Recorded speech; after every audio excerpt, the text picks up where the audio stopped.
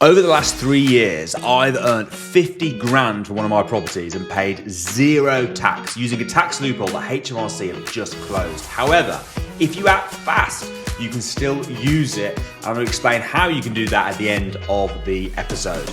My name is Russell Leeds. And I'm Anna Leeds. And welcome to the Property Investors Podcast. So, HMRC are really coming for landlords at the moment, aren't they? No, I feel like new loophole stopped, same podcast. Yeah, that's what it feels. It's like it's again and again and again, isn't it? They're just cutting those. What were you going to say? They're just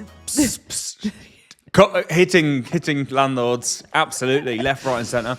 Now, let me talk you through a case study, one of our properties. Yes. What we did, how much tax we saved, which is, it's an incredible. It might be that some property investors don't even know about it. I think a lot of investors don't know about it.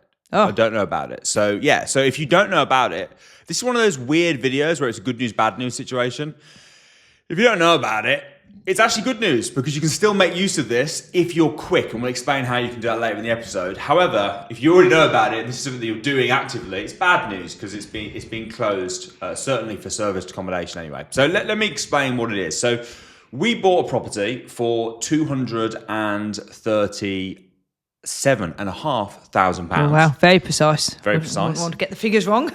And we've been renting it out as serviced accommodation. And typically we make about 16 grand profit a year. Yeah, on average. Renting out as serviced accommodation. Yeah. Now, of course, that is far better than renting out as a buy-to-let. If you're not really familiar with what serviced accommodation is, because this strategy only works with serviced accommodation. Yeah. Why do you think serviced accommodation is a lot better than buy-to-lets? So obviously properties are amazing investments. Over time, they all go up, and it can be a long-term investment, which is great. And if you're not desperate for cash flow now, buying any property is great. They can be easier buy-to-lets because you can just put a tenant in. We've got some tenants been there for 10 years. Great, job's a good one. But serviced accommodation, I think at the moment, is just skyrocketed. People would rather be in them than hotels. And it's actually making the hotel market struggle a little bit. And you just earn so much more. The profit is a lot more. Yeah, because they're paying per night.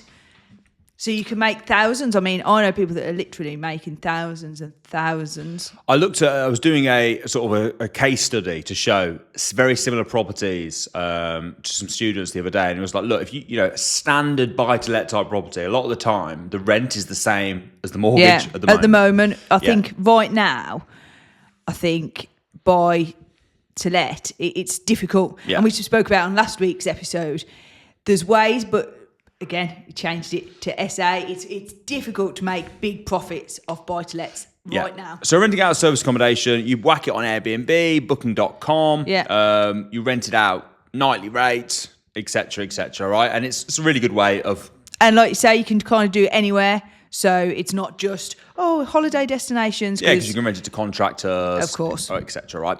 So this property that we bought, we rented out, we're making about 16 grand profit per year. Right. So if you made 16 grand profit, bear in mind we're both 40% taxpayers. Yeah. We would have to pay, that would sit on top of our other earnings. Yeah. And we'd have to pay 40% tax on that. There's no tax breaks or anything because we've already made use of those in other areas, right? So we'd have to pay 40% tax on 16 grand, which is what? 7 grand? Yeah. Or something in tax, right? So that's the sort of the normal setup. However, we've been doing that now on this property for the last 3 years, and we haven't paid any tax. Nope. Zero tax. So hold on a second. It's on top of your earnings. You should be paying 7 grand a year. We're paying nothing, no tax at all.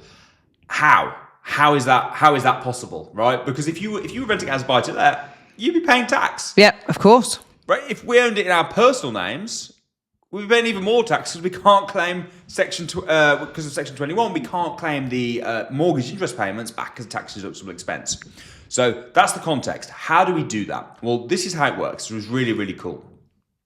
Most people that are listening to this probably heard of capital allowances. So if you're certain property, that's commercial property this is for, and a furnished holiday let that we're counting as commercial property, although this is where the law is coming in to change. Basically, they're scrapping off. They're saying, no, furnished holiday lets from now, we're no longer counting as commercial property. So it's been closed. So frustrating. They're just always getting there, don't they?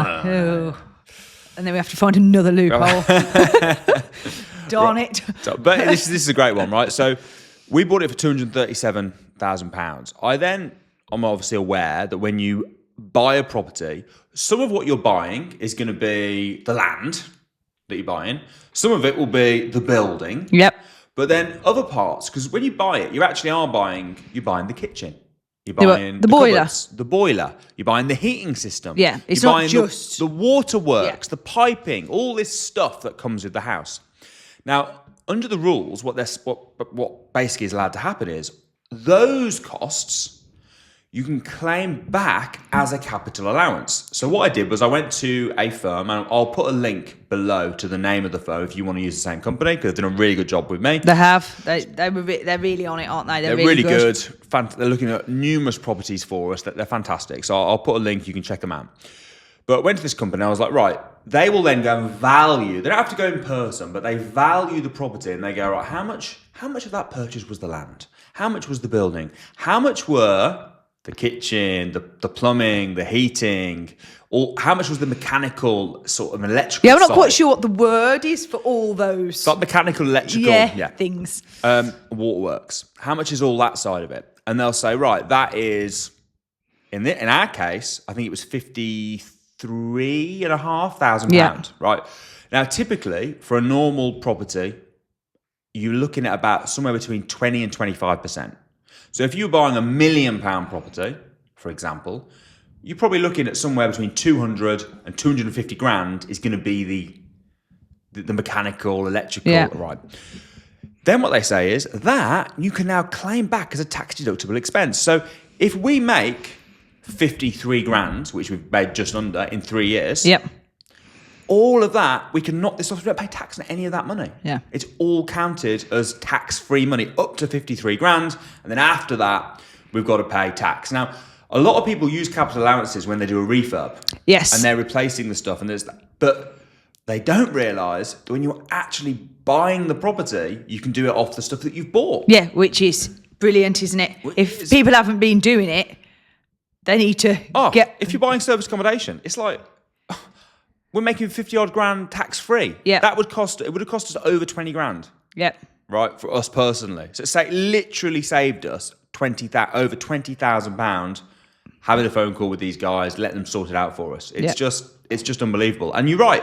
There are people that are renting out a service accommodation that aren't even aware of this. Yep. So the update, the rules, the clampdown. So as of April this year, HMRC are like, no. Furnished holiday lets, no longer, we're not going to count them in this. They're no longer commercial property. You can still do it with hotels. So as you know, we've bought 3 hotels recently. All the hotels we can still do it with. So that's good news. But furnished holiday lets, they can't. If you're buying like a block of flats, the communal areas, you can do it in. Because that part of the building is commercial space. Okay, actually, I didn't know that. Yeah, so the communal areas you can do it in. Or if you're buying commercial property, you can do it. Yes. So you're buying commercial property, and that's your strategy. So you can earn a hell of a lot. If you're investing in commercial property, you can then earn a hell of a lot of rent tax-free using this. It's brilliant. It's a brilliant strategy. I'm surprised it's not talked about more. I think a lot of people don't really know much about commercial property. Everyone thinks buy-to-let landlords, like buy-to-lets, blah, blah, blah. And a lot of the tax rules in recent times, they're beginning to hit service accommodation a little bit more now. But service accommodation's the one where it's kind of being able to have the most loopholes. Yeah, because you're making a load more rent and you're basically treating it like commercial. Yeah. So what we're doing now is we're buying hotels. Yeah. So now they are commercial. So we've got all the benefits of being commercial without the hassle. But I still think buying normal properties and renting them out as service accommodation is great. So if you're buying properties right now, you can't do this anymore. No. However, if you bought properties before April this year and you're renting them out as service accommodation, you can backdate your taxes. So you can't do it now, but you can backdate. We'll be back to the episode in just one moment, but I wanted to very, very quickly tell you about a brand new webinar that I'm running, teaching you how to build wealth through property, but also how to protect that wealth and to pay much less tax. So check it out. I'll put a link below and I'll see you on the webinar. It's one thing which I quite like about HMRC. They're kind of, I love the fact you can backdate, because I'm surprised knowing them. They're not like, no, once it's in, it's in. It's in. You did it. You missed it. Unlucky. The fact that they are allowing people to go, well, actually, I didn't realise about that loophole. I know I can't use it from any property I buy now, but actually, I've got 10 properties, and I'm surprised they're like, oh, okay then. I'm surprised they're just like, well, no, you didn't realise, you didn't do it. End of. They are.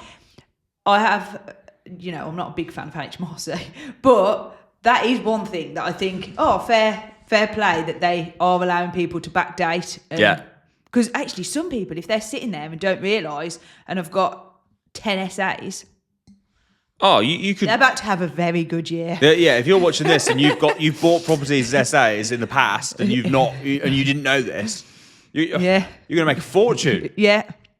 Yeah, it is. And how long have they got now to get their claims in? Is it 18 months? I think you can backdate for 2 years. Okay. So obviously it's just gone. So realistically, you really want to get your claim in the next 18 months. Otherwise, you're going to be in a position where, you have lost the opportunity.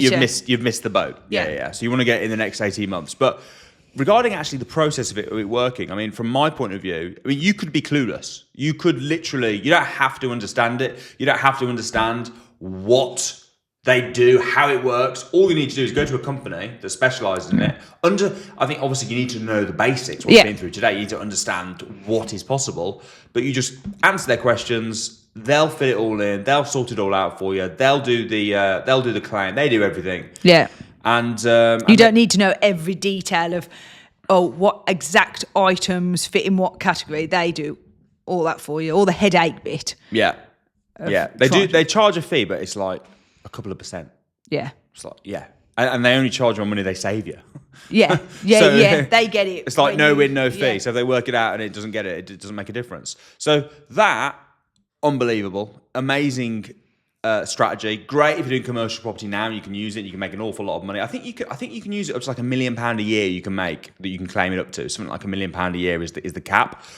I doubt there's many people listening that have got serviced accommodation. You have to buy a property that was worth like, millions and millions that that was going to go over that threshold. Yeah. The other thing is you can't claim it back again. So if you're buying something that's already running a serviced accommodation, and they've already claimed the capital allowances on those items, you can't then claim it again. Okay. So if someone bought one of ours off us, and we'd already done it, so if we sold it now, the one we're talking about, and then they, well, obviously they couldn't do it now, regardless. It's gone and now, but anyway. They couldn't in the past if they. Correct. So they wanted to check, look with ours. Has anyone done all of ours were residential before. Yes, they were. Yeah.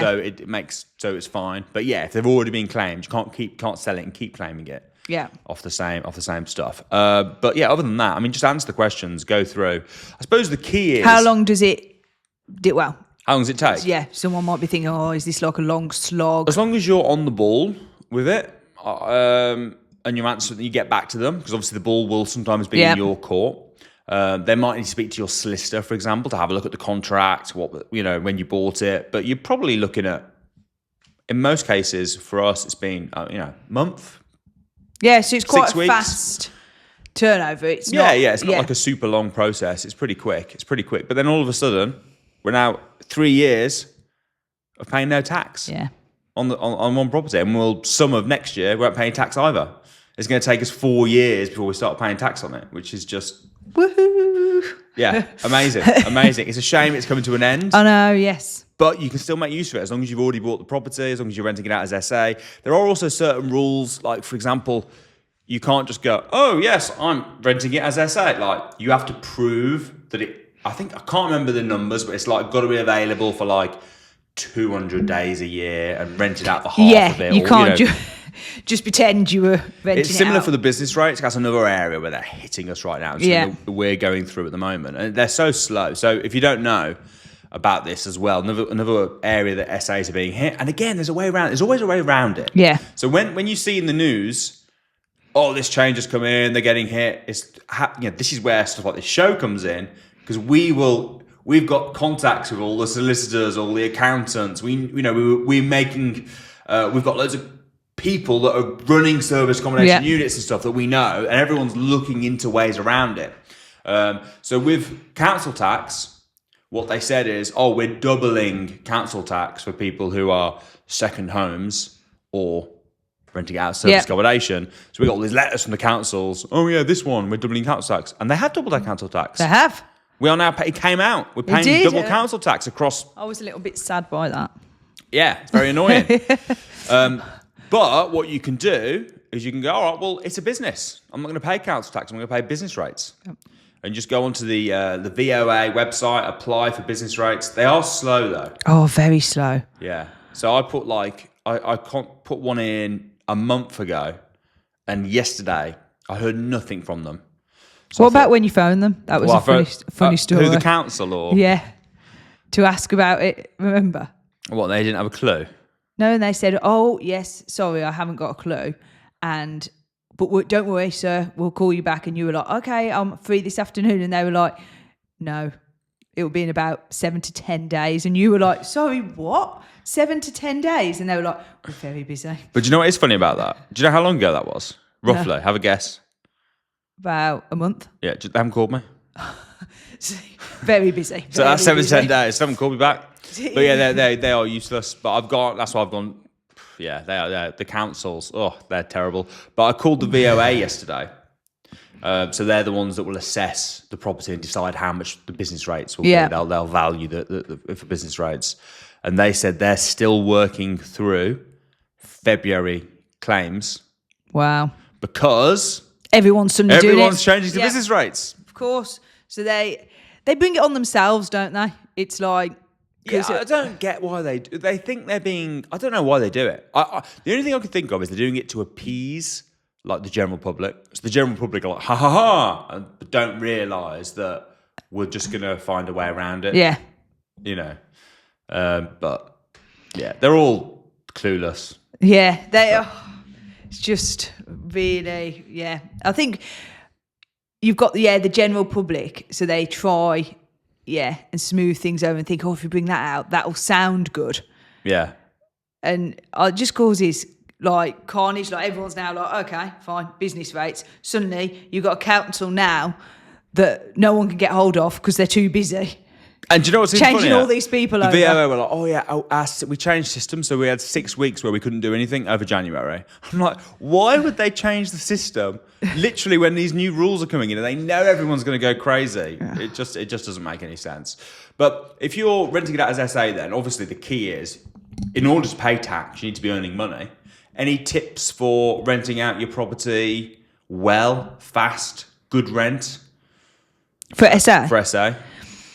Because if you're going to use this hack, you might as well make the most of it. You might as well earn a lot of money. Well, I mean, there's numerous different things you can do. I mean, it kind of depends on, you need to know your market. So are you doing it as a holiday? Are you doing it for contractors, social housing? There's lots of different routes you can go with it. But if we assume we're talking about holidays, I mean, we do lots of things. Be competitive, make sure it looks the part. I mean, everything's got to be eye-catching, hasn't it? I think pictures are a big part. Massive. And reviews. Reviews, picture. Because I just think it's all about first impressions. And I know it's just very like, oh, there we go again. But of course it is. When you're looking and you're scrolling, I book a lot of holidays. And we do use Airbnb, bees. It's all about if it grabs your attention, isn't it? Mm. If it doesn't look that great. I mean, I've done some videos, haven't I, on Instagram about very funny pictures that have gone up selling properties. And actually, when you start looking through, there is some hilarious ones. And you just think, well, no wonder that's struggling to go, because what on earth were they thinking there, doing that? Like, and I think you've got to be I think photos, we put a lot of effort into the photos, didn't we? Because we thought, okay, I think that's one of the main ones. I think then there's lots of different things you can do. So you need to obviously be competitive, look what's around. Competitive pricing you're talking about. Yeah, competitive pricing. We also have certain rules, so we do like 2-night stays only. But obviously, we use 2 nights stay minimum. Yeah, not sorry. only. Can I stay for a week? No. No, we only 2 do nights. 2 nights, and we want you out. Could I do book 2 lots of 2 nights? No, that would be 4. Sorry, Don't my want you mind's in. gone. And then obviously we use Avivo, and you can. But that's such a great tool. So it's across all the systems, isn't it? So you've got a channel manager. Yeah, and you can change the pricing. So if it's getting closer to the days, you can bring the prices down a little bit. So that fills out rooms. I mean, we get probably 90 to 95% occupancy. Yeah, I'd say so. About that, and you're right. What we do, I mean, you can use automated tools like Price Labs and things to change your pricing. Yeah. But what we actually don't personally use that. What we do is we just go on and have a look. And if it's getting really close, drop we it down think, a little bit. If it's a week away, then we do let suddenly last minute 1-night stays. Yeah, so you broke your own rule there. I know. We only do 1-night stays if there's a like 2 nights, then a 1 gap and someone else has booked 2. So where basically it means that it can't be booked for 1 night. Yeah. So yeah, I think reviews are a really big one. Yeah. I think getting good reviews really important. And I think doing everything. Well, it sounds like aren't you saying the same thing? Because I was about to say doing everything to not get a bad review, and you're probably like, that's getting good reviews. But I think it's really important though to not get bad reviews. I think one you'd get away with, but I think keep them sweet. Well, you want, especially on like booking.com and stuff, because I actually mainly use booking.com for my personally to book. I'll filter it like by superb. Yeah. So I don't even look at stuff below No, that. I don't. So you want that 9-star kind of average. And I personally would go, if there's been an issue. I mean, we had not long ago, didn't we? The internet went down and we were like, oh no, looked it up and it was like, in that area, was it Virgin? Yeah. We're like, sorry, it's out all day. And we just had to apologise. And they were really put out because they were trying to work there and it was a big hoo-ha. And I just think, go above and beyond. So we were like, oh my goodness, how can we sort this? Obviously, we can't actually sort the internet, but could we pay for you to go somewhere else to use the internet? And I think it's always worth going above and beyond to not get a bad review, because I think they do damage your reputation. And I think, like you say, when we're looking for somewhere to go, we wouldn't even consider somewhere that had multiple bad reviews. I'd just be like, nah. Because there's too much competition now. Back in the day when, in one of the areas we've got, we were literally the only Airbnb when it went For a up. while, yeah. For a while. Not now, but for a while. So there was no competition. Now, we wanted it to be good anyway, just because I wouldn't want a rubbish SA, but there was no competition.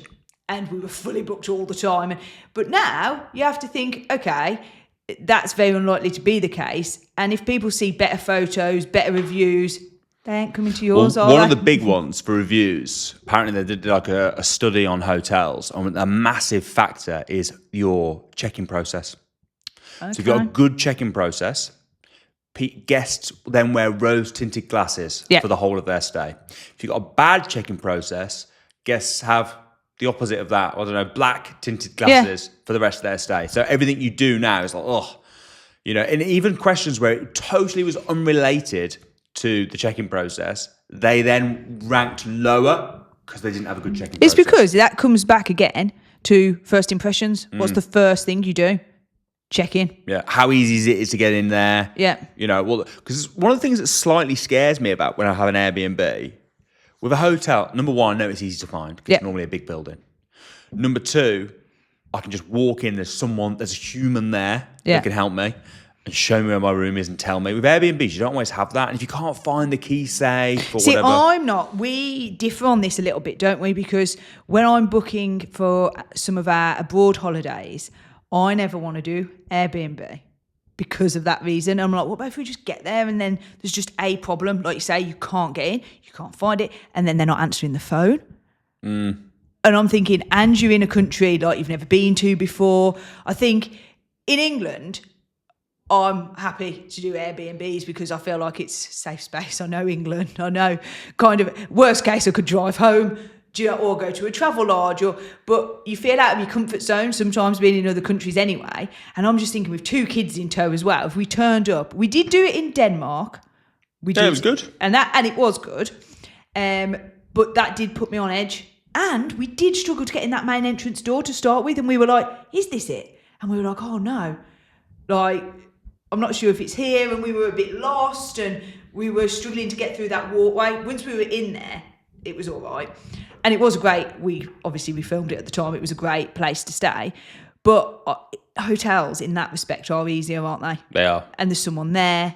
I also think a big one, being on it with your messages before they arrive. I think when I'm messaging and saying, oh, just about I'm coming at this time to do it, and you don't get a response, you panic. Yeah, it's a good communication. Because then you think, but I'm arriving at 10 at night. You just know John and Sandra are going to be in bed. And if anything goes wrong, they're not going to be there and I'm going to be stuck outside with 2 kids in a suitcase. And yeah, I think good communication, good check-in, everyone's at ease. There you go. Everyone's happy. And then that will allow you to make the money that you need to make to pay no tax on. Yeah. Because to you use claim the tax capital loophole. allowances. So I'd encourage you. I'll put the link in for the company. Check them out. I hope you guys found the episode super useful. If you were already aware of this rule, it's probably a bit of a bad news. If you weren't, and you've got properties that you've bought in the past few years, it's probably super, super exciting news. You can claim all that tax back. But I've been Russell Leeds. And I'm Anna Leeds. And we'll see you next week.